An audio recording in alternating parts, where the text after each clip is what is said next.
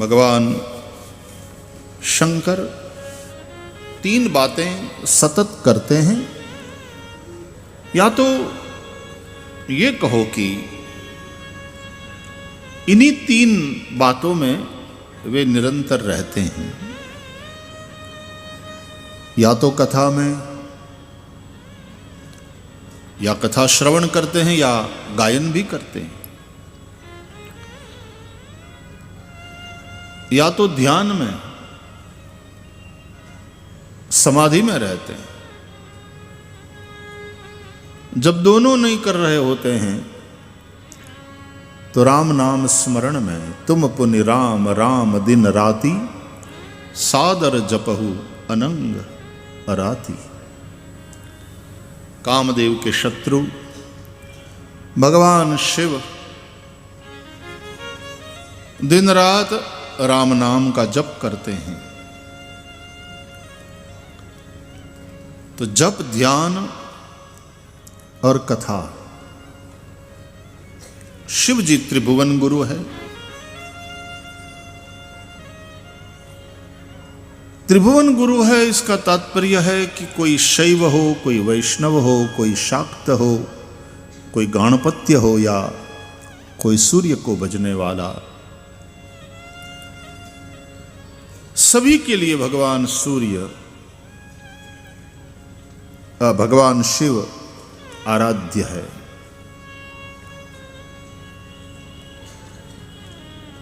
सूर्य तो शंकर जी के भय से गिरा था, लोलार्क स्थान हो गया।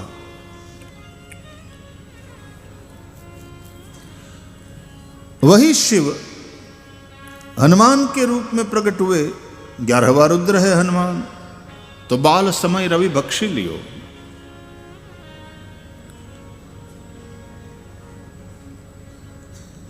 शिव जी की महिमा है। जो सौर लोग हैं उनके लिए भी,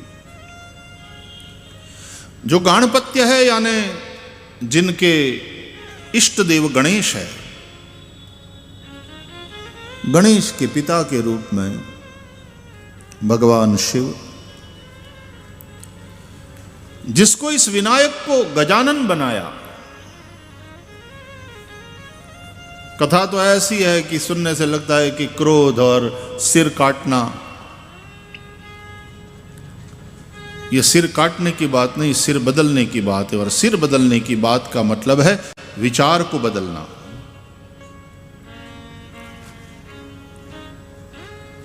विचार बदला और व्यक्ति बदला, विचार बदला और विश्व बदला।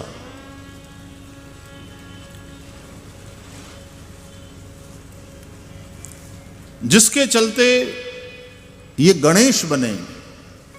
विनायक से गजानन, गजानन से गणेश, गणों के अधिपति और प्रथम पूजनीय बने। अतः हमारे पंचदेवोपासना में जो गाणपत्य है, गणेश जी की आराधना करने वाले, उनके लिए भी शिव अनिवार्य तत्व है, भजनीय है। जो शाक्त हैं, शक्ति को भजने वाले, हमारे यहां देव पंचायतन की रचना करी जाती है। सूर्य, गणेश, देवी, शिव और विष्णु, ये 5 देव है। सनातन धर्म में उन 5 देवताओं की आराधना, पूजा हम नित्य करते हैं। फिर भगवान विष्णु के अलग अलग रूप, नरसिंह रूप, राम रूप, कृष्ण रूप आदि की आराधना अपनी अपनी रुचि के अनुसार। भोजन जिस प्रकार रुचिकर हो तो भोजन में आनंद आता है, भजन भी अपनी रुचि के अनुसार, तो भजन में आनंद आता है। और सबकी रुचि अलग अलग है। रुचि नाम वैचित्र्याद्जुकुटल नाना पथ जुषाम नृणामे को गम्य। सबकी रुचि अलग अलग है। कोई को मीठा अच्छा लगता है, कोई को नमकीन। तो आपकी रुचि के अनुसार ये अलग अलग रूप है, लेकिन वो तत्व एक ही है।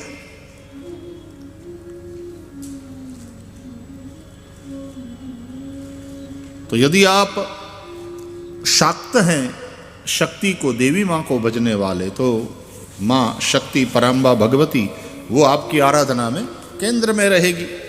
बाकी वाले चारों देवता चारों तरफ रहेंगे, लेकिन रहेंगे पंचायतन में। आप शैव हैं, शाक्त है तो शक्ति के स्वामी के रूप में शिव आराध्य है। आप शैव है तब तो शिव आपके इष्ट हैं ही हैं, वही केंद्र में रहेंगे। और यदि आप वैष्णव हैं तो शंकर जैसा वैष्णव दुनिया में दूसरा कोई नहीं। वैष्णवानाम यथा शंभु कह करके श्रीमद् भागवत में शंकर जी की परम वैष्णव के रूप में महिमा गाया गया है। कहने का तात्पर्य शिव तत्व अनिवार्य है।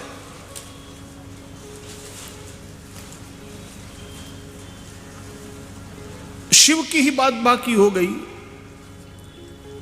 तो फिर कल्याण कैसे हो सकता है? यह है ही शिव कल्याणकारी। शंकरोतीति शंकर, बिना शिव के कल्याण नहीं है। तो वे भगवान शिव जगत का कारण भी है। वंदे जगत कारणम, वंदे पन्नगभूषणम मृगधरम, वंदे पशूनाम पतिम। पशुपति हैं। नेपाल में आप जाओ तो भगवान शिव वहां पशुपति के रूप में विराजमान हैं। पशु के पति। पशु कौन है?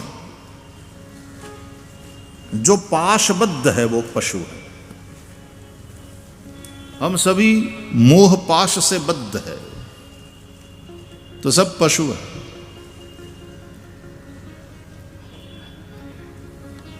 मनुष्य भी एनिमल ही है, सोशल एनिमल। पशु पाशबद्ध है, प्रकृति के गुणों से बंधे हुए हैं। भागवत में सुदामा की कथा आती है। श्री कृष्ण का सखा सुदामा, दाम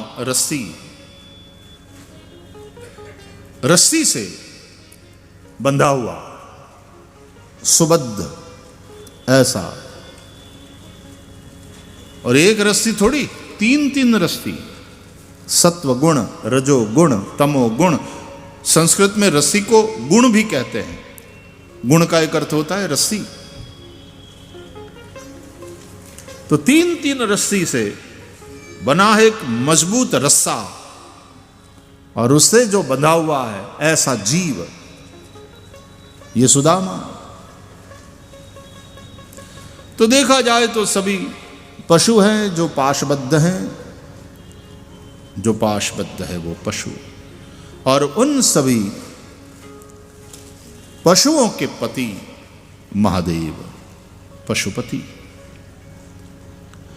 तो जगत कारण है महादेव, सबके स्वामी हैं महादेव, सबके गुरु है महादेव। तुम त्रिभुवन गुरु वेद बखाना, आन जीव पांवर का जाना।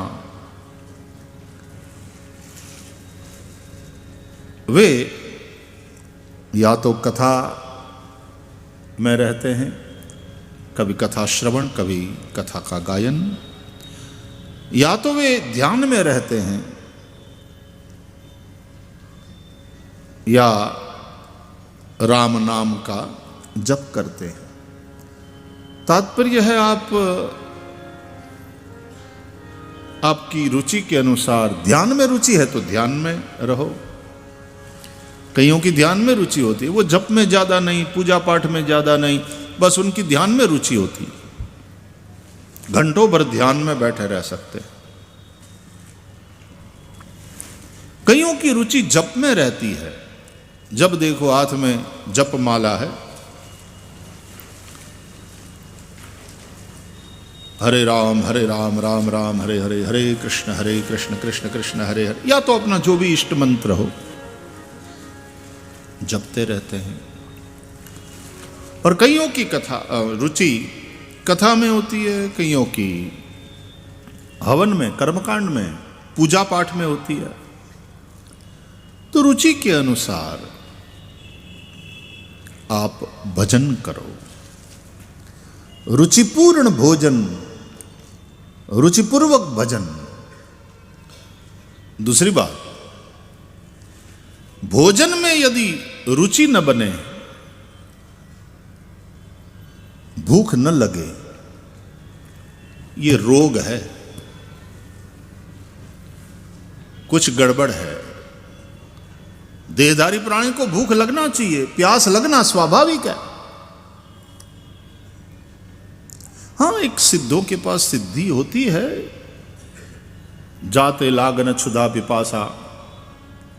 विश्वामित्र जी ने अभी बला अति बला नाम की विद्या राम लक्ष्मण को दिया, जिससे भूख प्यास नहीं लगता। जंगलों में रह करके भजन करने वाले ऐसे महापुरुषों के पास इस प्रकार की हो जाती है एक सिद्धि प्राप्त। बिना खाए पिए कई दिनों तक रह सकते हैं।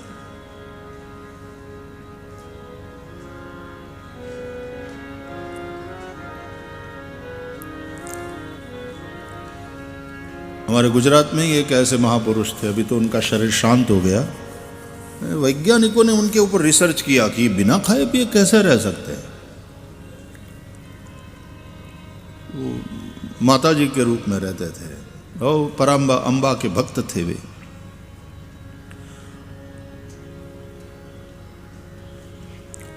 नहीं तो सामान्यतया शरीर है तो भूख भी लगती है, प्यास भी लगती है, नींद भी आती है। तो जिस प्रकार भोजन में रुचि नहीं होती, यानी भूख नहीं लगती, वो एक प्रकार का रोग है, अरुचि। उसी प्रकार भजन में रुचि न होना, यह भी एक रोग है, यह भी एक समस्या है। भजन में भी रुचि होना चाहिए कि समय हो गया, मैं संध्या करूंगा,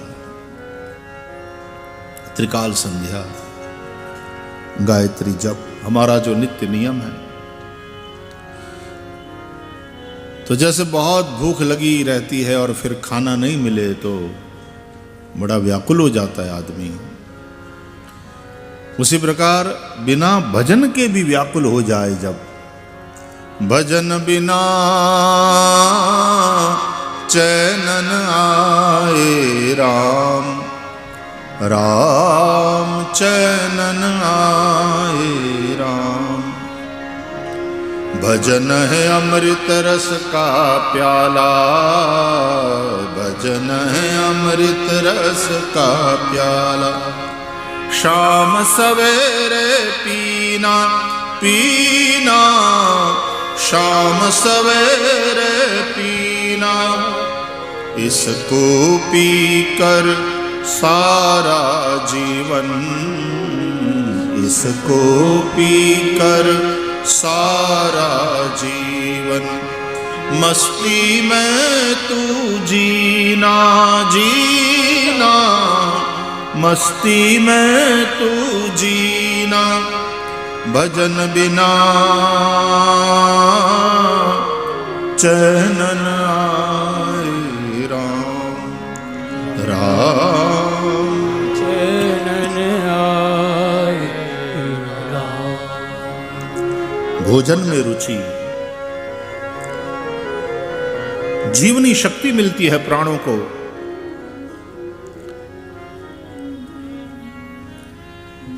और उसी तरह भजन में रुचि, एक आध्यात्मिक शक्ति, एक आध्यात्मिक ऊर्जा, भीतर से एक प्रसन्नता ऐसी बनी रहती है कि परिस्थिति चाहे बाह्य जो भी हो या शारीरिक परिस्थिति जो भी हो, मनस्थिति ऐसी हो जाती है कि कोई शिकायत नहीं, स्वीकार। ये साधक का परिचय है। तो ऐसे त्रिभुवन गुरु भगवान शिव कथा सुना रहे हैं, गिरिजा पार्वती कथा श्रवण कर रही है। ये पति पत्नी का दाम्पत्य कितना अद्भुत है। शिव सुना रहे हैं, पार्वती सुन रही है, मतलब पति बोल रहा है, पत्नी सुन रही है। ऐसा दृश्य घर घर में देखने को मिले तो कितना अच्छा कि पति बोले और पत्नी सुने। प्राय उल्टा होता है, वो बोलती है और वो सुनता है। इसमें कोई बुराई नहीं है, ठीक है। और हमारे यहाँ तो इसलिए घर की गृहिणी नाम तो लेती नहीं पति का, पुरानी परंपरा थी, अब तो लेती है। उसमें भी बुराई नहीं, मौज में रहो, बुराई नहीं, थोड़ी असुविधा हो जाती है, गड़बड़ हो जाती है। कैसे? नाम नहीं लेती थी पति का और सर्वनाम से काम चलाती थी कि अभी वो घर पे नहीं है, वो आएंगे तो मैं आपको फोन कराती हूं। तो समझ में आ जाता था कि पति की बात।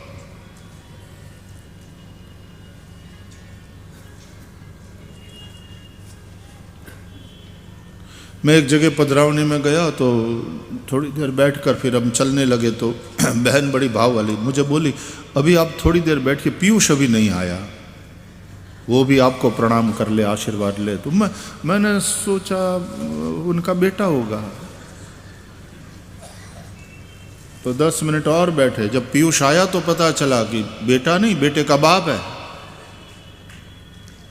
लेकिन यदि वही माता जी ये कहती कि भाई श्री थोड़ी देर और बैठे तो अच्छा रहेगा, वो अभी आए नहीं, वो भी आपका आशीर्वाद ले ले, तो वो मैं समझ में आ जाता, बात स्पष्ट हो जाती।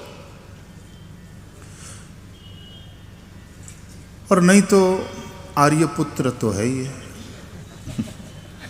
आप लोगों में से किसी ने चालू किया, प्रयोग किया? आर्यपुत्र। अब स्वामी कहने में तो थोड़ा और हिम्मत और प्रैक्टिस की जरूरत पड़ेगी, लेकिन सर्वनाम से काम चल जाता था। लेकिन पुराने जमाने में अभी भी जो गांव में उस प्रकार की बहनें हैं, अपने समाज की, अपने परिवार की मर्यादा का पालन करते हुए पति का नाम नहीं लेती। एक बहन गई गांव में, थोड़ी बीमार थी तो दवाखाना गई दवाई लेने। 2 बच्चे, एक 5-1 साल का, दूसरा 7 साल का। गई दवाखाना तो वो केस पेपर निकालना, केस वो बनाना, तो हाँ बहन कौन पेशेंट है? मैं। नाम लिखाओ। नाम लिखा है। मैरिड? शादीशुदा है ना? बोले हाँ। पति का नाम लिखाओ। तो शर्म आई, गांव की देहाती महिला। बड़े बेटे से कहा, बेटे अपने पापा का नाम लिखाओ। तो बेटा नाम लिखा था, उसके पहले छोटे ने उसका हाथ पकड़ा और कहा, भैया मत लिखाना। बोले अरे क्यों? मम्मी कह रही है नाम लिखाओ पापा का। बोले मत लिखाओ। क्यों? बोले लिखाने जैसा होता तो मम्मी ना लिखाती, कुछ गड़बड़ है।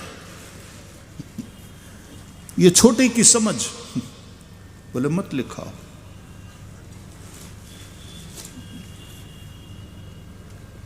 पुराने जमाने में एक वो परंपरा थी, और उस परंपरा में एक सुंदर भाव भी था।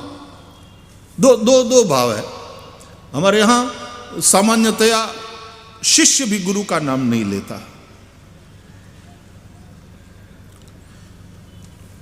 कभी लेना पड़ जाए तो यूं, संगीत में तो मैंने देखा है कि कलाकार यूं कान पे हाथ रख करके थोड़ा वही उच्चारण कर रहे हैं गुरु के नाम का। क्षमा, आदर एक। अब पापा को पापा ही कहते हैं, पापा का नाम लेकर थोड़ी ना पुकारेंगे। आओ आओ कृपा शंकर, प्रणाम। कैसा लगेगा? पापा पधारो, प्रणाम। ठीक है।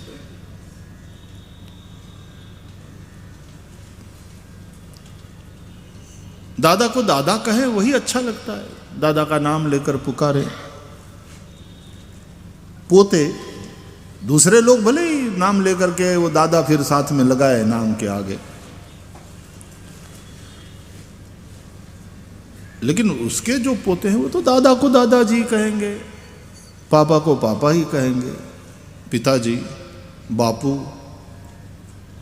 पिता को बापू भी कहते हैं। तो बड़ों का नाम नहीं लेना, उसमें एक आदर है।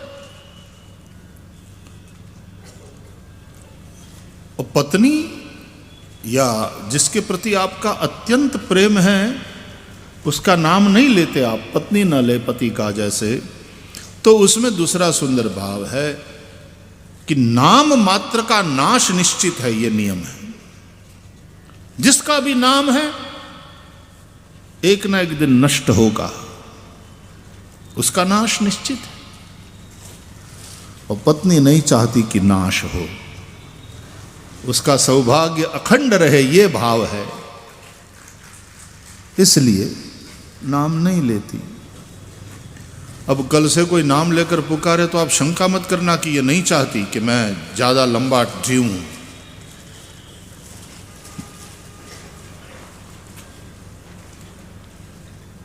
उसी तरह पति भी पत्नी का नाम नहीं लेता था। मुन्ने की मां से काम चल जाता था।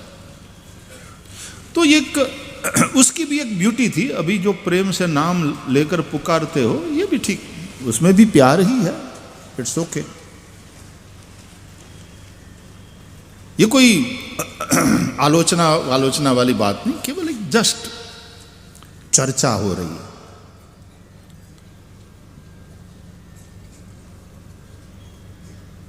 तो कितना सुंदर दाम्पत्य है ये कि पति बोल रहा है, पत्नी सुन रही है।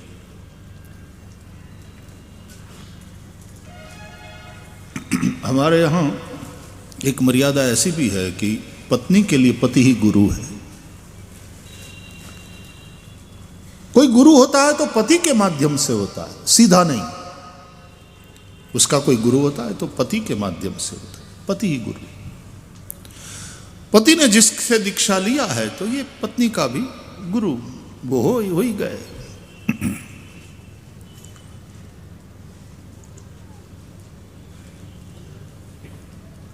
अतः फिर पति ही गुरु। तो अध्यात्म का जहां तक सवाल है तो वो बोले और वो सुने, यानी पति बोले पत्नी सुने, गुरु बोले शिष्य सुने। लेकिन रामचरितमानस में शिव जी कथा सुना रहे हैं और पार्वती सुन रही है, इसका एक सुंदर दर्शन है। क्या बोले, शिव विश्वास का घनीभूत रूप है, भवानी श्रद्धा का स्वरूप है। भवानी शंकरौ वंदे श्रद्धा विश्वास रूपिणौ। तो मतलब यह निकला कि विश्वास बोल रहा है और श्रद्धा सुन रही है। बस यही होना चाहिए। विश्वास बोले, विश्वास कथा सुनावे और श्रद्धा सुने।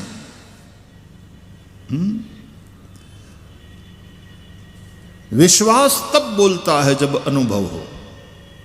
एक तो बोलता है पांडित्य, पढ़ा हुआ, एक बोलता है विश्वास यानी अनुभव। उमादेव जी कहते हैं, उमा कहूं मैं अनुभव अपना, सत हरि भजन जगत सब सपना। तो ऐसा अनुभव संपन्न श्रोत्रिय ब्रह्मनिष्ठ सद्गुरु, इसलिए गीता में उसको तत्वद्रष्टा कहा है। ज्ञानिनः तत्वदर्शिनः। वो बोले, वो कुछ सुनावे और श्रद्धा सुने।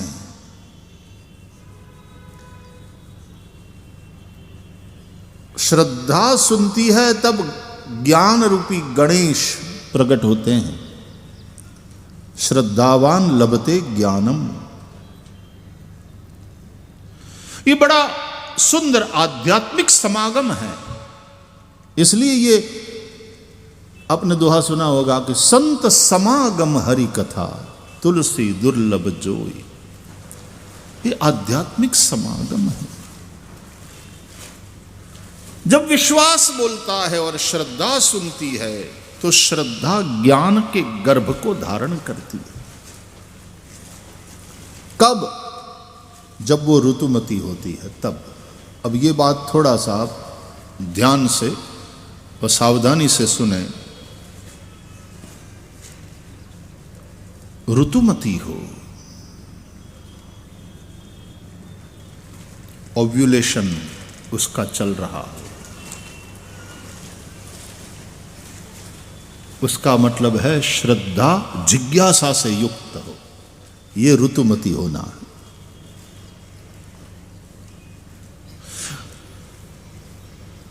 वो सती के रूप में थी इसके पूर्व जन्म में। पार्वती का पूर्व जन्म कौन सा था? दक्ष सुता सती। वो सती के रूप में थी तो कहां सुनती थी? तब शंकर जी ने सुनाने का प्रयास भी किया लेकिन इसने सुना नहीं। सती के रूप में थी तो शंकर जी के साथ अगस्त्य मुनि के आश्रम में गई। अगस्त्य मुनि ने कथा सुनाया, बैठी है ये पति के पास, पति के साथ पहुंची है, लेकिन सुनी कहां कथा? जब राम कथा मुनि बरज बखानी तो सुनी महेश परम सुख मानी। केवल महेश ने सुना, सती ने नहीं। और वो तो सती के रूप में सुनी हुई बात पर विश्वास करती नहीं, देखी हुई बात पर विश्वास करती। इसलिए तो राम को रोते देखा सीता के वियोग में तो शंका हुई, और शंकर को राम को प्रणाम करते देखा और सच्चिदानंद तुम्हारी जय हो कह करके जयघोष करते देखा तो आश्चर्य हुआ कि ये सच्चिदानंद कहां। और इसलिए सती ने परीक्षा करी। ये कथा हम लोगों ने सुना।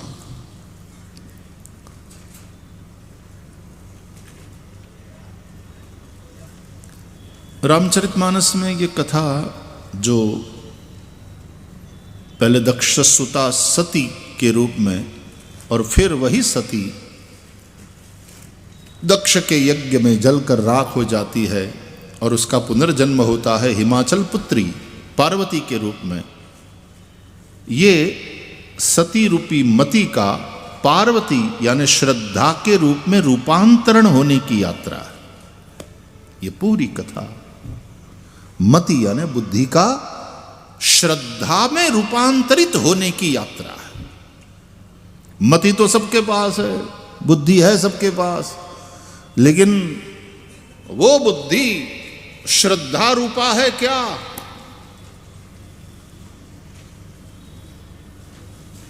श्रद्धा।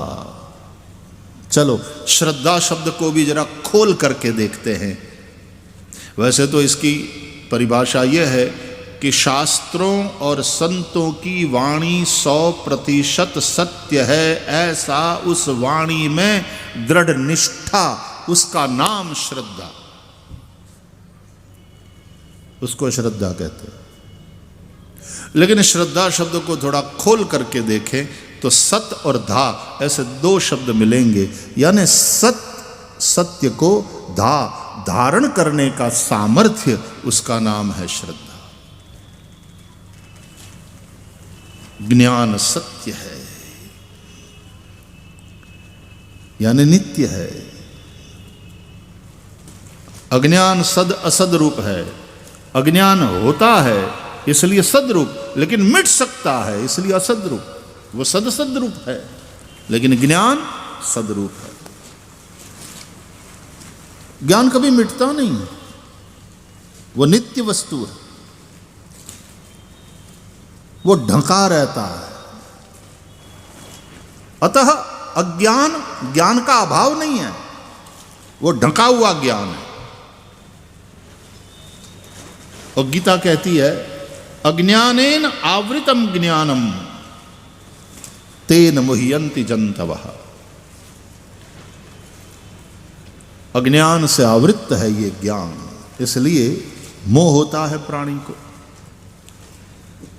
तो आवरण शक्ति, विक्षेप शक्ति आदि जो चर्चा ज्ञानी लोग करते हैं,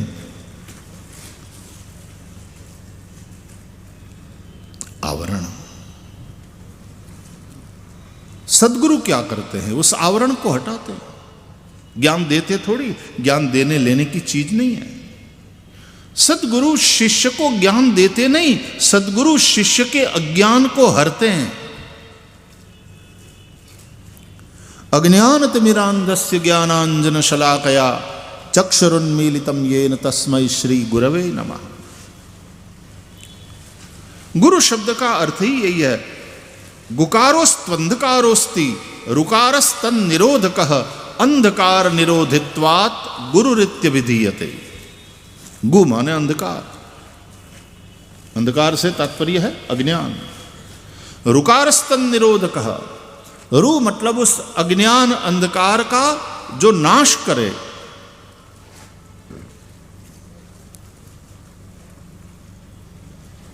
अंधकार, शिष्य के अज्ञान अंधकार को मिटाता है, इसलिए वो गुरु कहलाता है। अंधकार निरोधित्वात् गुरुरित्य विधीयते, गुरुः इति अभिधीयते।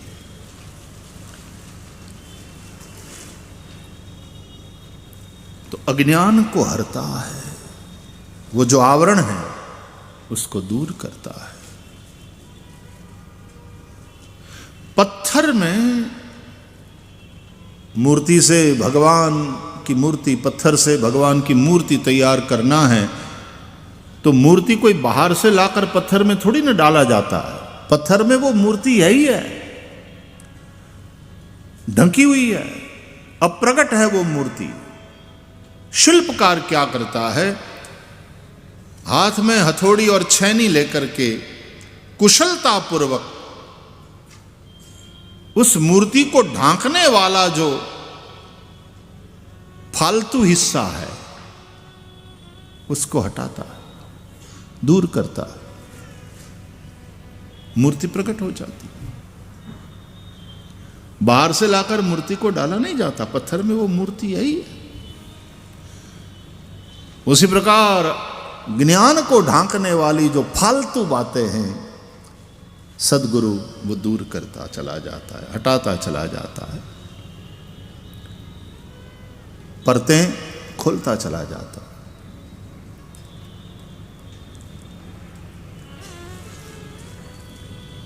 तो ज्ञान कोई लेने देने की चीज नहीं है। पाओगे तो खोओगे, उत्पन्न होगा तो नष्ट भी हो जाएगा। तो ज्ञान न तो उत्पन्न करना है, न तो पाना है, प्रकट होना है ज्ञान का। जैसे दीपक की ज्योत को प्रकट करते हैं हम, प्रज्वालितो ज्ञानमय प्रदीपः। तो ज्ञान नित्य वस्तु है, सदरूप है। उस सदरूप ज्ञान को धारण करने का सामर्थ्य, उसका नाम है श्रद्धा। तो मति श्रद्धा बने, श्रद्धा का रूप। जब तक मति मति है, बुद्धि, और कई लोग हाईली इंटेलेक्चुअल्स होते हैं, रैशनलिस्ट होते हैं, बुद्धि प्रामाण्यवादी, बुद्धि जो स्वीकार करे, बुद्धि जो माने, जो बुद्धिगम्य है उसी का स्वीकार करने वाले लोग।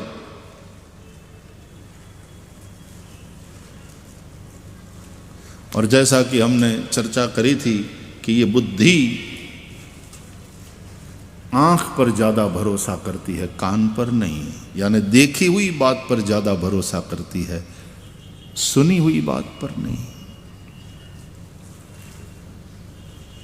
कबीर जब कहते हैं कि मैं कहता आंखन देखी, तो इसका तात्पर्य होता है अनुभव से। वहां तात्पर्य है अनुभव। तत्वदर्शिनः, तो वहां तात्पर्य है अनुभव से, जिसने उस सत्य का अनुभव किया। बाकी साधारणतया संसार में जो बुद्धिमान लोग हैं वो आंख जो देखती है उस पर भरोसा करते हैं, सुनी हुई बातों पर ज्यादा भरोसा नहीं करते। और अध्यात्म का क्षेत्र बिल्कुल अलग उल्टा कहता है कि तुम्हारी आंखें जो देख रही है वो सब मिथ्या है, वो माया रचित नाम रूपात्मक प्रपंच है, वो मिथ्या है। इसलिए अध्यात्म में गुरु और शास्त्र की जो बातें, जो शब्द हम सुनते हैं वो शब्द ही प्रमाण है, वही श्रेष्ठ है कि ब्रह्म ही सत्य है। ब्रह्म सत्यम जगन मिथ्या जीवो ब्रह्मैव न परः।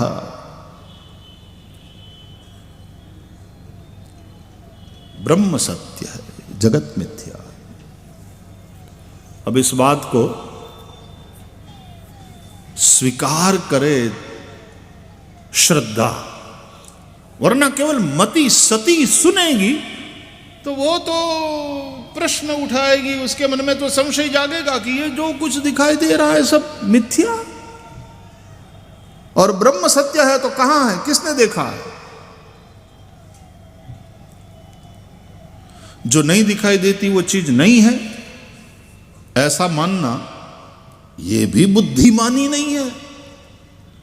जो नहीं दिखाई देती चीज वो नहीं है, ऐसा मान लेना ये भी बुद्धिमानी नहीं है। ये बॉल पेन है, दिखाई दे रही है, छोड़ा, बॉल पेन गिर गई, मेरी आंखों ने देखा, आपकी आंखों ने भी देखा। क्यों गिर गई? और जब मैंने छोड़ा तो नीचे की ओर ही क्यों आई? न्यूटन को याद करो, क्यों आई नीचे? Gravitational force. और वो जो ग्रेविटेशनल फोर्स है, वो जो गुरुत्वाकर्षण की शक्ति है, दिखाई देती है तो नहीं है?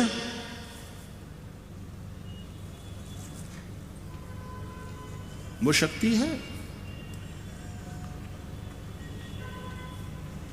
बुद्धि के तर्क को काटने के लिए तर्क देना पड़ता है,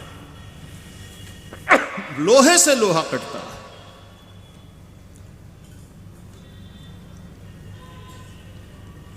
परंतु परंतु परंतु ईश्वर की प्रतिष्ठा तर्क से नहीं हो सकती।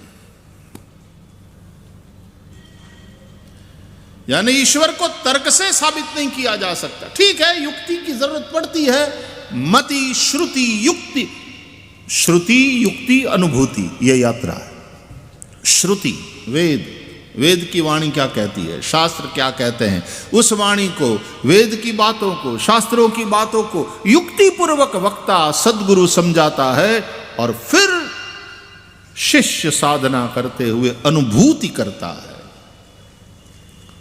तो श्रुति युक्ति अनुभूति।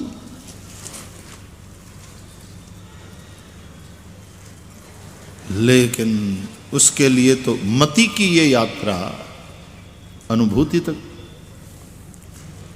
कृष्ण वासुदेव है, वसुदेव के पुत्र, लेकिन प्रकट तो देवकी से होते हैं।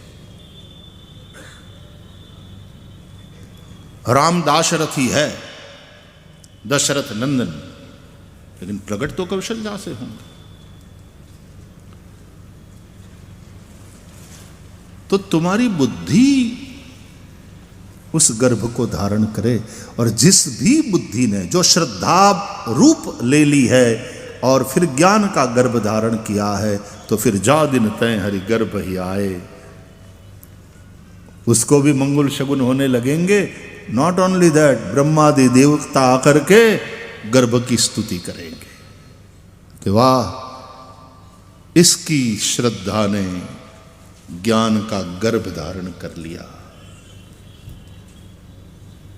सत्य स्वरूप ज्ञान, सत्य स्वरूप ब्रह्म, ब्रह्म सत्यम।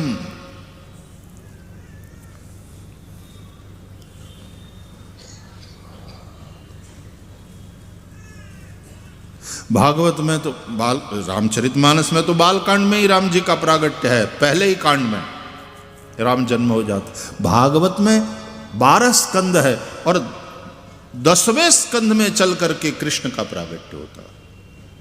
कोई पूछता है कि इतने लेट क्यों आते हैं भागवत में कृष्ण 10वें स्कंद में? बोले पहले 9 महीने 9 स्कंधों की यात्रा करो, फिर 10वें में भगवान का प्रागट्य। बोले 9 महीने की सगर्भावस्था, तब 10वें महीने के प्रारंभ में बच्चे का जन्म होता है। या तो नवधा भक्ति की यात्रा करो।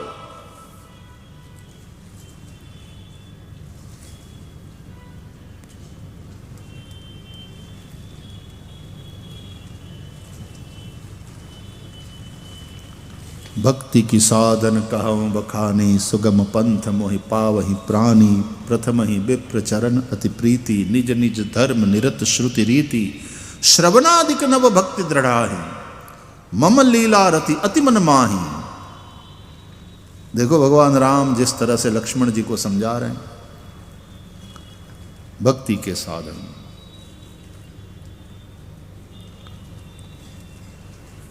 तो रामायण की कथा के आधार से बहुत सात्विक तात्विक चर्चा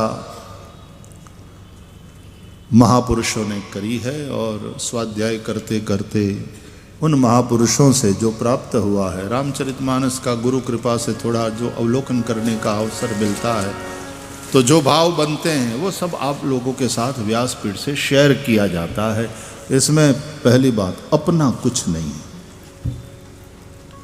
ये मानस जी का प्रसाद है, ये मानस के चिंतकों का प्रसाद है।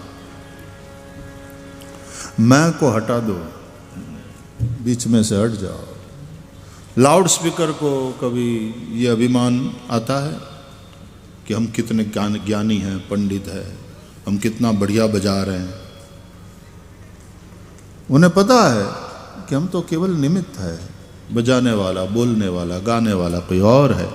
उसी प्रकार ये केवल एक स्पीकर मात्र है, इसलिए वक्ता को स्पीकर कहते हैं इंग्लिश में।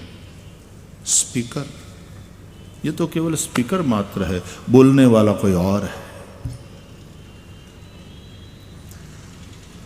वास्तव में इस शरीर में जो थोड़ा अहम है, अहंकार, देहभाव, वो तो श्रोता बनकर बैठा है, वो भी सुनता है। इसलिए तुलसीदास जी की यही मजा है। तुलसीदास जी वही, एक तुलसीदास गा रहे हैं, सुना रहे हैं, और एक तुलसीदास सुन रहे हैं। तुलसीदास खुद को ही सुना रहे हैं। हस प्रभु दीन बंधु हरि, कारण रहित दयाल। तुलसीदास सठते ही भजू, छाड़ी कपट जंजा। हे सठ तुलसीदास, तू उसका भजन कर। खुद ही को कह रहे हैं तुलसीदास, एक कहने वाले तुलसीदास और एक सुनने वाले तुलसीदास। वही गा भी रहे हैं और वही सुन भी रहे, ये मजा है। तो स्पीकर है, वो क्या अभिमान करे, हमारा है ये। कभी कभी लोगों को बड़ा अभिमान होता है, ये हमारा एकदम बिल्कुल नया मौलिक कुछ है ही नहीं। व्यासोच्छिष्टम जगत सर्वम, ऐसी कोई बात नहीं है जो व्यास जी ने नहीं करी है। तुम्हारा ढंग अलग हो सकता है, बाकी मौलिक कोई बात ऐसी नहीं जो व्यास जी ने न करी। व्यासोच्छिष्टम जगत सर्वम। चाहे कोई भी चिंतक हो, कोई भी चिंतक हो, कहीं न कहीं व्यास जी की कही हुई बात से उसका मेल खाता ही है, चाहे व्यास को कोट करे या न करे। व्यासोच्छिष्टम जगत सर्वम।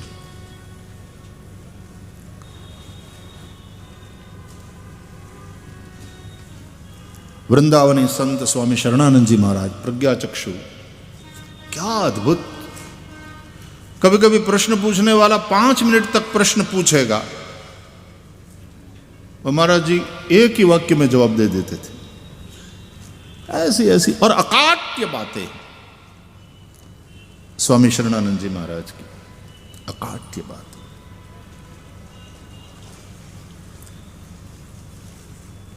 एक सूत्र उनका बताऊं,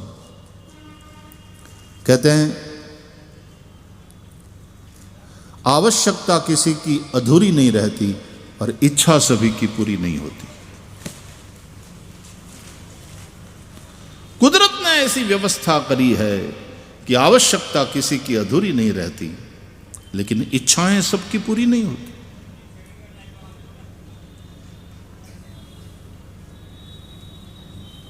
तुम्हें रहने के लिए, धारण करने के लिए धरती है, आवश्यक है, मिली हुई है, इस धरती पर तुम रह रहे हो। जिंदा रहने के लिए पानी की जरूरत है, आवश्यक है, तो बरसाते हैं मेघ। जिंदा रहने के लिए सूरज की धूप आवश्यक है, मिलती है एफओसी में, you don't have to pay anything.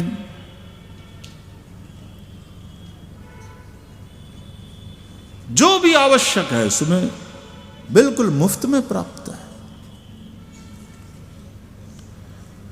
लेकिन ये इच्छाएं ही हैं जो मनुष्य को परेशान, इसलिए चिंतकों ने इच्छाओं को दुख की जननी बताया।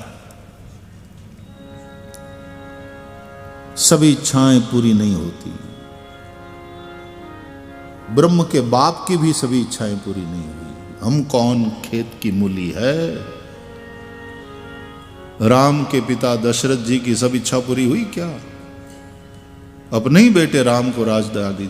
और मजे की बात कि गुरुदेव का आशीर्वाद, अनुमति, प्रजा की सम्मति और समर्थन। और ऐसा लगता था दशरथ जी को कि बस मेरी इच्छा पूरी होने को है, कल राम का राज तिलक। लेकिन कल होते होते तो चित्र बदल गया अयोध्या में। तो ब्रह्म के बाप की सभी इच्छाएं पूरी नहीं हुई तो हम कौन होते हैं? इच्छाओं का अनंतपना आदमी को दुखी करता है। इसलिए शांति किसको मिलती है? गीता में भगवान ने बताया, उसमें सबसे पहली जो बात बताया, विहाय कामान यः सर्वान् पुमांश्चरति निःस्पृहः निर्ममो निरहंकारः स शांतिम अधिगच्छति। स शांतिम अधिगच्छति, उसे शांति मिलेगी। वह शांति का अनुभव करेगा कौन? बोले विहाय कामान यः सर्वान्, सब प्रकार की कामनाओं का त्याग जो करता है, उसका त्याग करके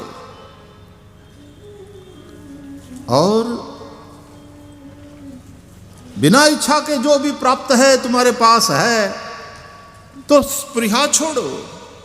नहीं तो क्या होता है कि यह है, हमने कामना नहीं करी, बिना कामना के मिला, अब यह टिकना चाहिए, अब यह रहना चाहिए। नो, यह नहीं हो सकता। यहां कुछ भी टिकता नहीं है। यह संसार है, यहां सब बहता है, यह सरिता है, सरक रही है, सरक रहा है संसार। इसलिए गौतम बुद्ध कहते हैं सर्वम क्षणिकम, सब कुछ क्षणिक, सरकता है इसलिए संसार है, सरकती है इसलिए सरिता है। यहां कुछ भी कायम नहीं है।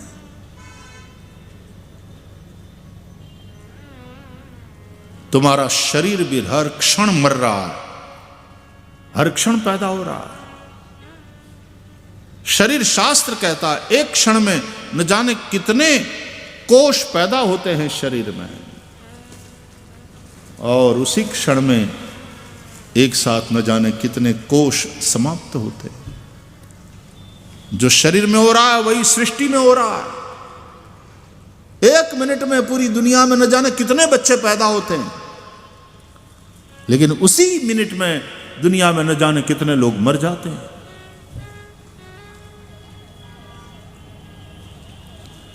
ये बनने बिगड़ने की प्रक्रिया हर क्षण सृष्टि में और शरीर में चल रही होती है।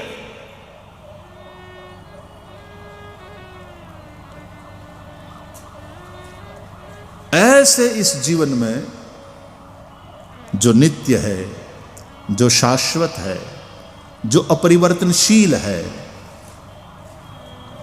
जो अमृत है, उसका अनुभव करना, उसकी खोज यानी उसका अनुभव करना, उसी का महत्व बताया गया। और जिसने उसका अनुभव किया मुक्त हो गया। ऋते ज्ञानान्न मुक्ति ही श्रुति कहती। इसलिए मौलिकता का क्या दावा? व्यासोच्छिष्टम जगत सर्वम। और यदि मौलिक है ऐसा तो कहूंगा कि रामायण मौलिक है, गीता मौलिक है, भागवत मौलिक है। इस अर्थ में मौलिक शब्द का अर्थ मूल से जो संबंधित है वो मौलिक। और मूल क्या है? वेद। वेदो खिलो धर्म मूलम।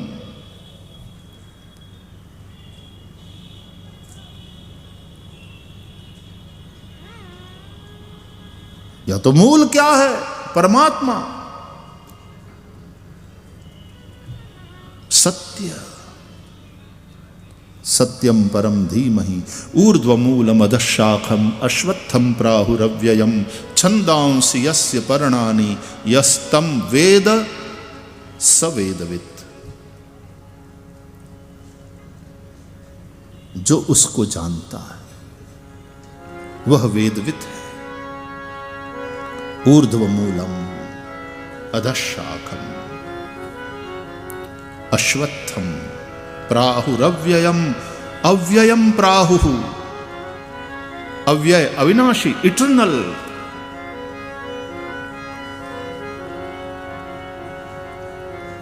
उससे जो संबंधित है वो मूल है। उससे संबंधित जो है वो मौलिक। तो परम सत्य से संबंधित जो है, ईश्वर से संबंधित जो है, वेद से संबंधित जो है, वही मौलिक। इसलिए अपने अहं को तो हटाओ कि मैं कह रहा हूं, ये मेरी मौलिक रचना है, मेरी मौलिक। हाँ, एक अर्थ में ठीक है, लेकिन आध्यात्मिक दृष्टि से देखा जाए मौलिक वही है जो परम सत्य से संबंधित हो, वेद से संबंधित हो, क्योंकि वेद ही मूल है, परमात्मा ही मूल है।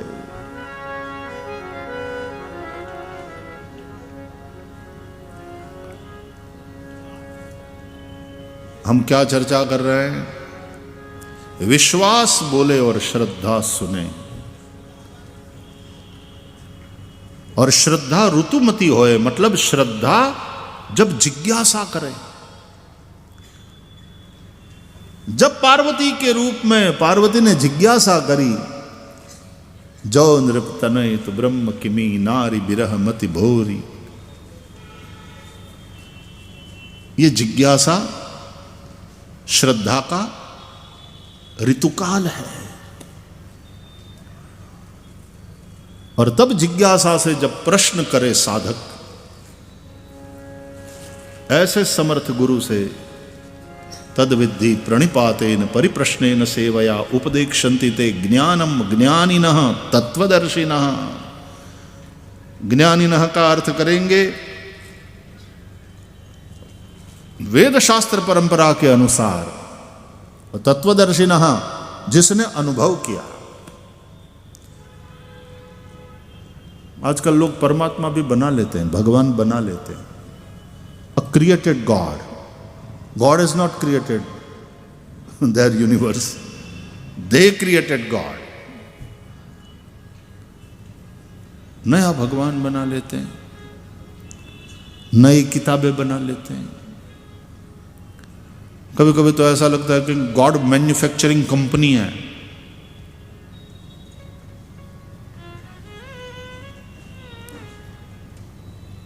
भगवान कौन है? अपने आप को कोई भगवान डिक्लेयर कर दे तो भगवान हो जाता है।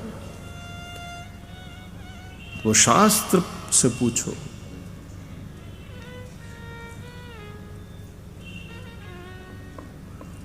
अवतार किसको कहेंगे? शास्त्र की एक परिपाटी है।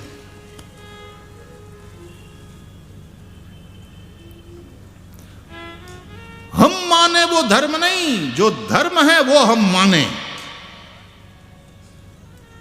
मैं जो मानता हूं वो सत्य है। इस भ्रांति से बाहर निकलकर जो सत्य है उसको मैं मानूं, यानी स्वीकार करूं। और धर्म के क्षेत्र में मानने से शुरुआत होती है यात्रा, लेकिन केवल मानने से ही बात नहीं बनती। जानो तद विद्धि, अनुभव करो। जब तक परमात्मा, ओशो का वाक्य है कि परमात्मा जब तक मान्यता बन करके बैठा रहेगा तुम्हारे जीवन में, तो तुम उसको उठाकर चलोगे, वो तुम्हारे लिए बोझ बनेगा। लेकिन जिस दिन वो अनुभव बन जाएगा, तो यात्रा अनुभूति की करना। तो ईश्वर मान्यता है कि अनुभूति?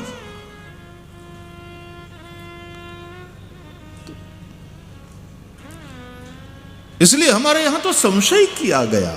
मति संशय करती है। फिर से मैं चौपाई याद करूं। ऐसे ही संशय कीन भवानी,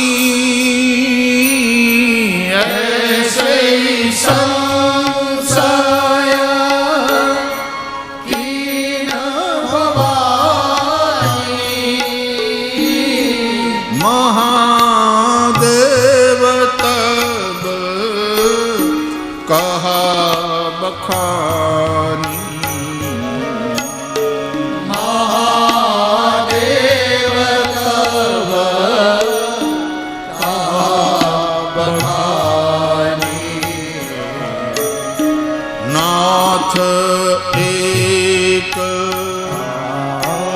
संसव बड़ मोर, नाथ एक संसव बड़ मोर,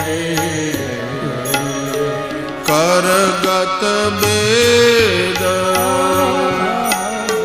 तत्व सब तोरे, करगत वेद तोरे,